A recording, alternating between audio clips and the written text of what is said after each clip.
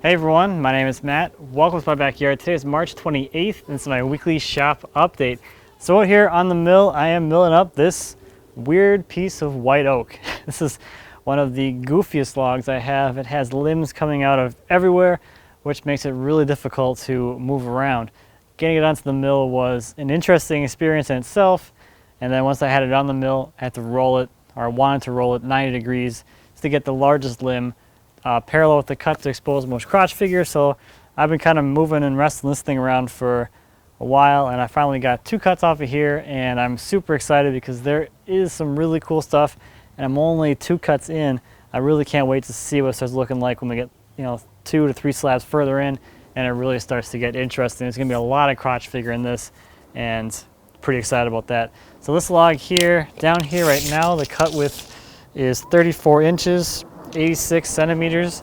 Through here is about 1 meter, and then up here it gets a little bit narrower down at around 28 inches. So yeah, pretty significant piece of wood. I forgot how heavy white oak is. It is significantly heavier than well, like the silver maple I cut. So I'm gonna be cutting this up probably tomorrow. It's kind of getting late in the afternoon now.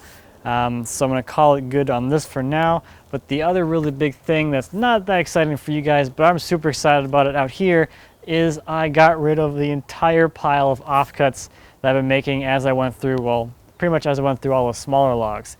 The bigger logs, there wasn't a whole lot of offcuts, but all the small stuff produced a lot of offcuts, and those have all been cut up into firewood and either burned already, the small stuff had burned already, or the bigger stuff I put on the firewood pile for next year. So the yard's looking better, and check this out. I only have not much left here to cut, which I am super excited about. So the only thing left over here are these 2 logs. That's ash, and then that's the bigger maple crotch. I think this is 40 something inches in diameter, and this is 5 feet something on the small end.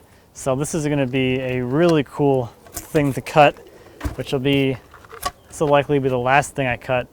It's going to be as exciting as the first one I cut, the first maple crotch, but this thing is, I don't know if I would say significantly bigger, but it is bigger to a decent amount.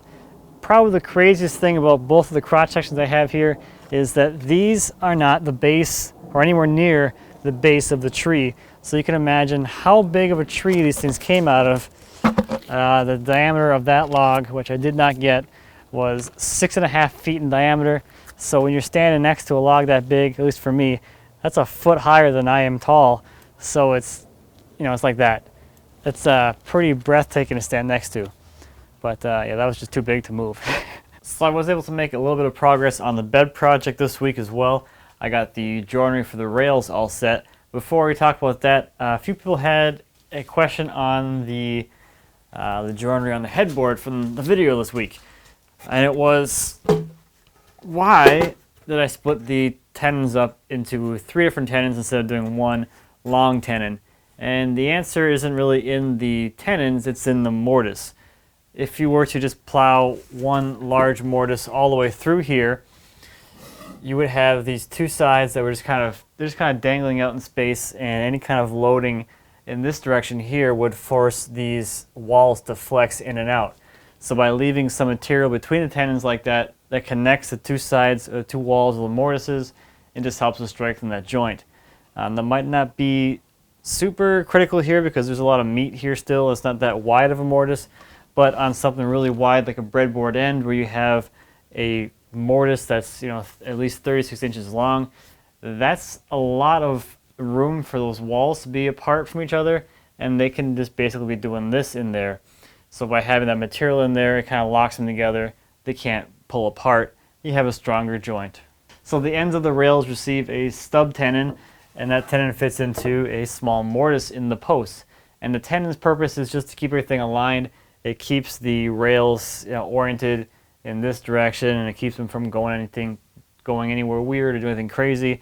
And it also provides a little bit of a shelf for the bottom of that tenon to sit on to provide some shear strength.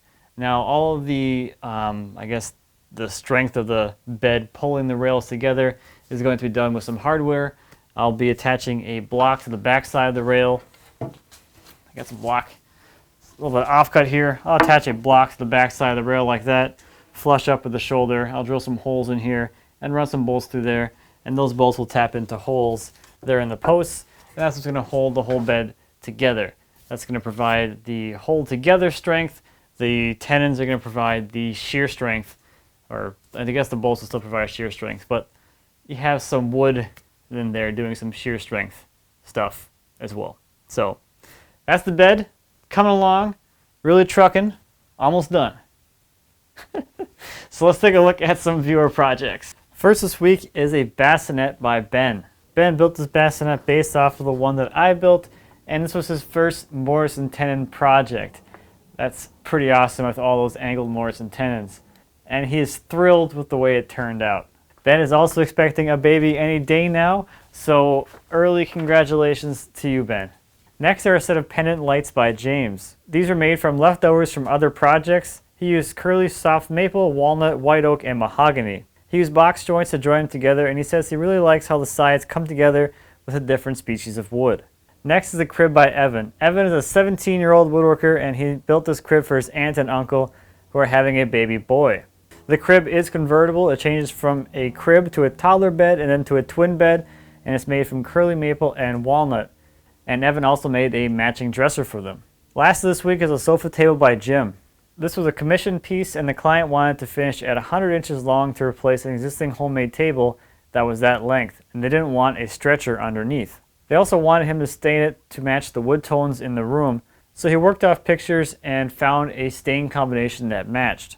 Jim also has a video over on his YouTube channel while making this table, so be sure to check that out.